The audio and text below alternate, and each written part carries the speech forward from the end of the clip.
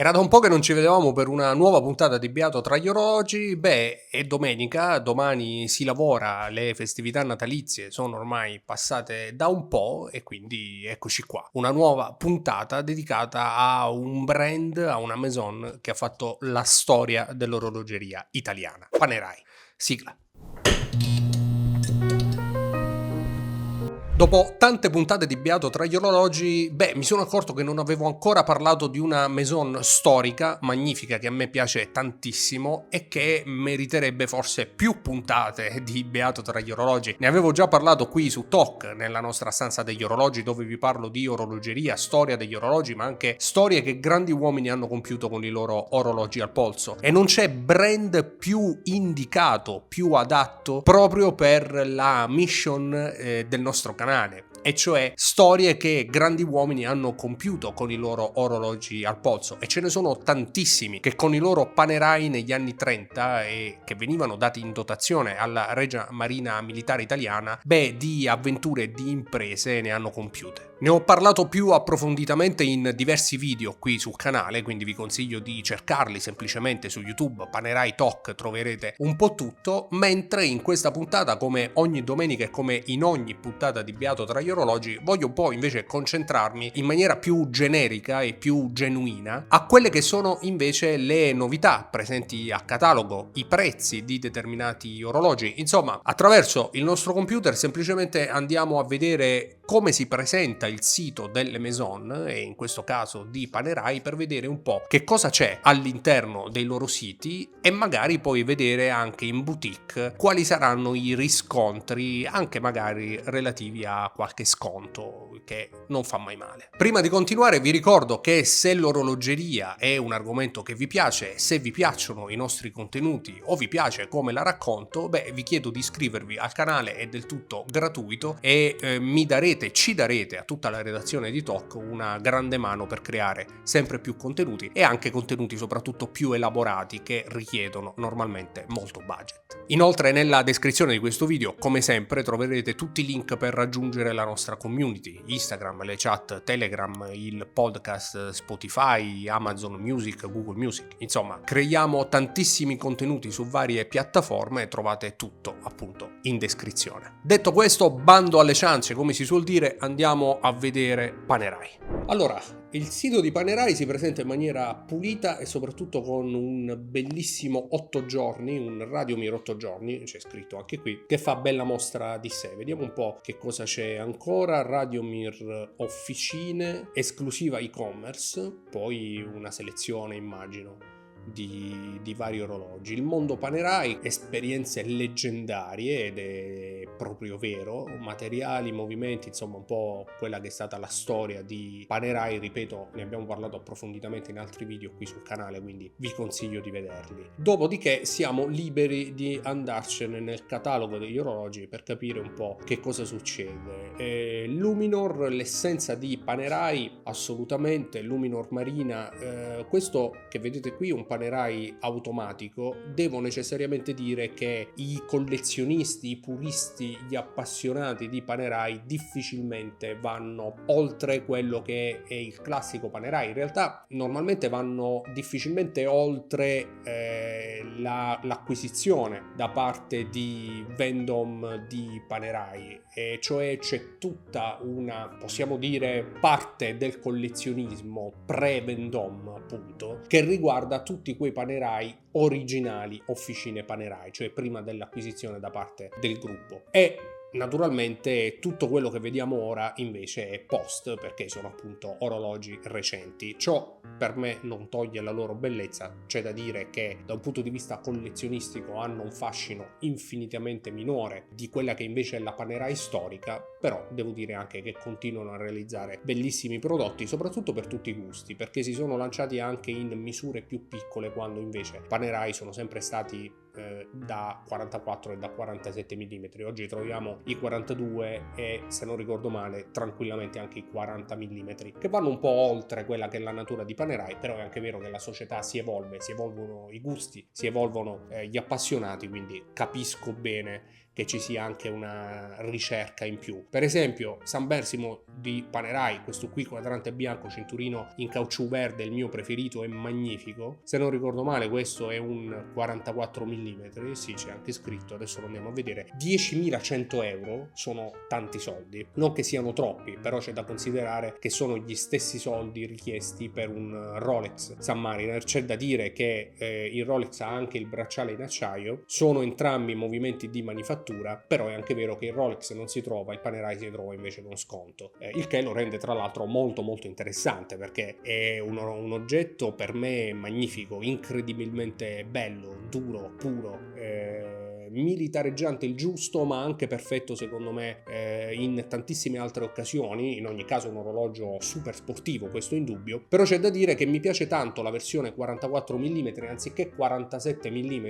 che era l'unica dimensione fino a qualche anno fa riservata ai Panerai Submersible, e che fanno anche in 42 mm, che mi piace, ma la cassa da 44 mm di Panerai, per quanto in tanti possano storcere il naso, vi garantisco, ve lo metto per iscritto, che è una cassa magnifica anche su polsi esili come il mio, per esempio da 16,5 cm. Quindi vi consiglio, l'ho sempre fatto e continuo a farlo, di andare in gioielleria a provare gli orologi, non affidatevi soltanto all'online. Tra l'altro si creano quei rapporti piacevoli, no? Che poi sviluppano anche la nostra passione per gli orologi. Panerai merita sicuramente una prova al polso, perché nonostante le schede tecniche, nonostante le sue dimensioni sulla carta, in realtà è un orologio perfetto per quasi tutti i polsi. Quindi questo qui magnifico, calibro di manifattura, come già dicevo e come probabilmente già conoscete, calibro P900, 4,2 mm di spessore. Vediamo un po' se abbiamo anche altre dimensioni. Ripeto, sono in ogni caso dimensioni perfette, diametro 44, 316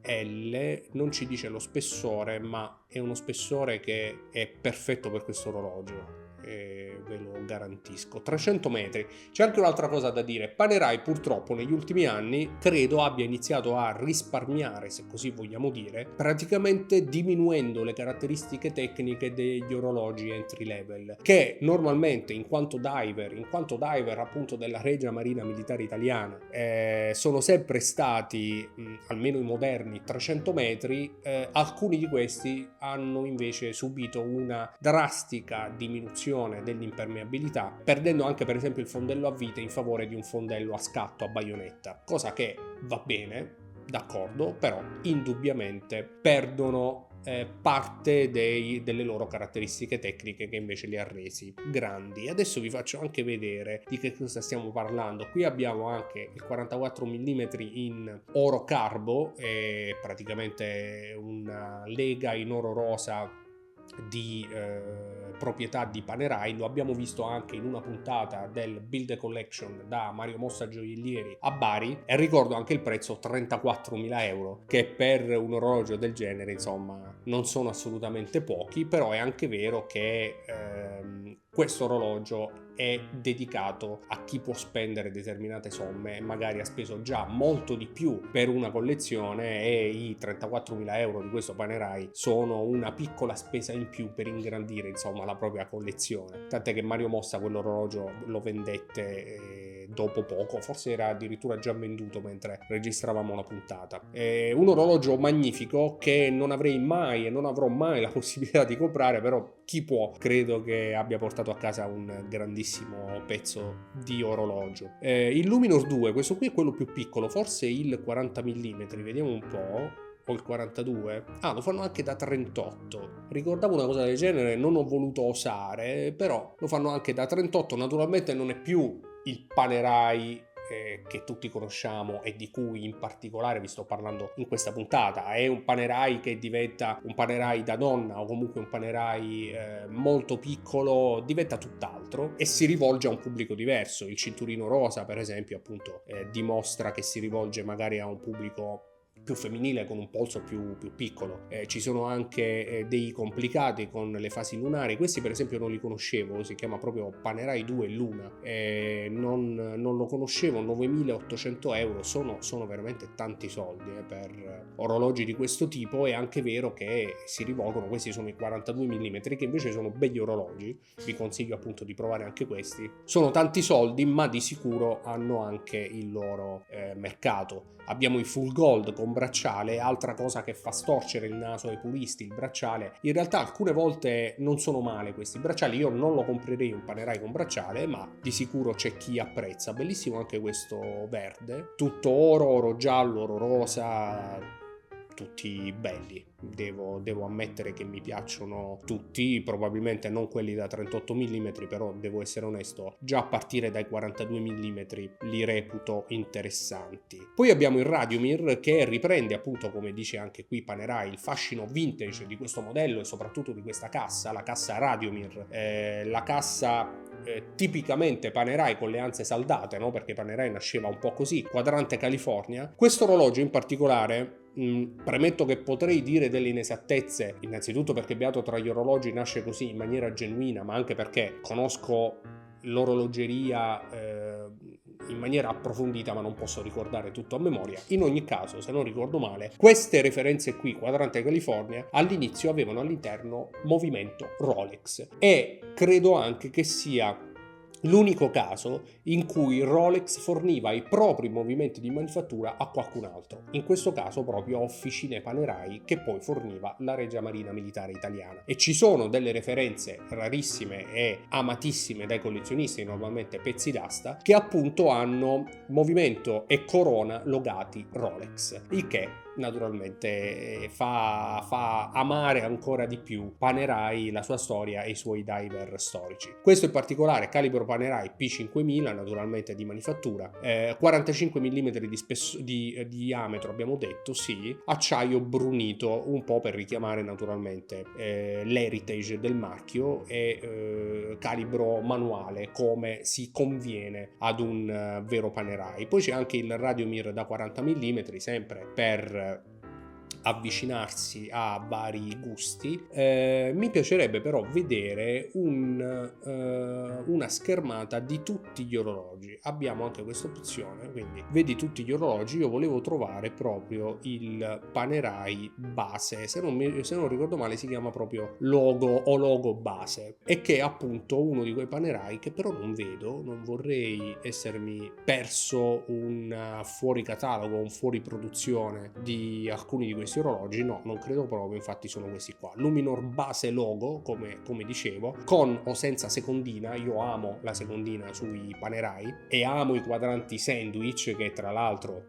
sono appunto un'introduzione di Panerai nella sua storia, e poi tutta la storia del Radiomir, del Luminor, di cui appunto ho parlato in precedenti video. Insomma, base logo, questo è il Blue Mare, che costa un po' di più, best seller indubbiamente, immagino per via della secondina, ma voglio vedere insieme a voi le specifiche di questo orologio. Quindi questo qui è il PAM 01086, è il pezzo d'ingresso nella storia Panerai, nel catalogo Panerai, 5.700 euro, normalmente si trova anche con sconto. Cassa classica Luminor da 44 mm, la mia preferita in assoluto, ed è quella che vi consiglio di provare al polso. In questo caso fondello che, nonostante mantenga il disegno dei classici fondelli a vite, è un fondello a scatto, quindi a baionetta, infatti perde i 300 metri in favore invece di soli, tra virgolette, 100 metri, che naturalmente sono sufficienti perché questo orologio possa continuare a fare tutto quello che ha sempre fatto. Però c'è da dire che allo stesso prezzo si ottengono, a differenza del passato, delle caratteristiche tecniche che sono state purtroppo tagliate, limate, il che da acquirenti, da clienti, credo un po' faccia storcere il naso, anche perché questo fondello, che doveva essere quello a vite e che poi invece è stato sostituito, non mi piace il fatto che abbia mantenuto la classica forma del fondello a vite, quando in realtà non lo è più. Però insomma, gusti, scelte dell'azienda. Bello anche questo quadrante bianco, il Submersible che abbiamo visto prima lo ritengo molto molto più bello. Calibro P6000 comunque calibro di manifattura, quindi ci si porta comunque a casa un diver di grande qualità, di grande affidabilità. Non posso chiamarlo diver in realtà, quindi scusatemi. Fondo acciaio satinato, quadrante, impermeabilità 100 metri, circa 100 metri, 10 bar, cinturino vitello marrone e cinturino non applicabile, non lo so, comunque 24-22 mm su cassa da 44 mm. Poi abbiamo quello con secondina che stavamo vedendo prima, 6.200 euro, costa un po' di più, io preferirei indubbiamente questo. Dovrebbe essere anche lui fondello a scatto, infatti 100 metri. Vediamo anche il calibro che è il P6000 con la secondina a ore 9, che mi piace tantissimo. C'è anche la versione nera, che probabilmente è quella che sceglierei, perché poi Panerai è così, Panerai nasce così, quindi se proprio bisogna scendere a compromessi io comunque lo prenderei con quadrante nero piuttosto che questo blu soleil, che è bello indubbiamente, però ecco, forse per i miei gusti distanzia un po' troppo dai classici Panerai. Poi ci sono questi altri bellissimi 8 giorni movimento di manifattura e che costano secondo me pochissimo per quello che offrono. Movimento di manifattura con riserva di carica di 8 giorni, questo qui con secondina è il mio preferito. C'è anche questo bellissimo sempre quadrante sandwich senza secondina, ancora più pulito, ancora più armonioso, che però mi piace meno dell'8 giorni con secondina ore 9. Questo quadrante bellissimo, saporito, opaco, con questo finto trizio ingiallito, ecco, forse lì mi fa leggermente storcere il naso, però c'è anche da dire che questo orologio non sarebbe così bello e così affascinante se avesse il classico Luminova bianco di qualsiasi orologio moderno. Questo orologio vuole ricordare un po' gli anni 30, gli anni 40, ci riesce benissimo, certo in maniera un po' artificiosa, un po' artefatta, però c'è da dire che è bellissimo, c'è poco da fare. 300 metri, secondina, 8 giorni per l'appunto, calibro P5000 di manifattura, bello, bellissimo. E poi abbiamo il Luminor logo, che è diverso dal base logo, infatti costa di più, 6.200 euro, probabilmente questo qui è quello, no, ancora fondello da 100 metri, ok, no, è semplicemente praticamente il logo con secondina ore 9, a differenza invece di questi sopra. Questo qui blu lo chiama Blu Mare, ma costa lo stesso ed è praticamente lo stesso orologio. Poi abbiamo esclusiva boutique con cassa, questa non è la cassa Luminor nonostante l'orologio si chiami Luminor, ma è la cassa calibro bellissimo, riserva di carica 3 giorni, praticamente la cassa a cuscino che richiama appunto le casse a cuscino Heritage di Panerai, bellissimo anche lui, 11.000 euro. Qua siamo insomma bello, bellissimo, fantastico, ha un sapore Panerai incredibile, è vero, i Pre-Vendôme sono ancora più belli, ancora più saporiti, però questo qui è particolarmente bello, poi richiama proprio gli orologi degli anni 30 con queste scritte così grandi che vedete sul quadrante, Luminor Marina Panerai, ricorda proprio quel periodo lì, no? Quegli orologi là.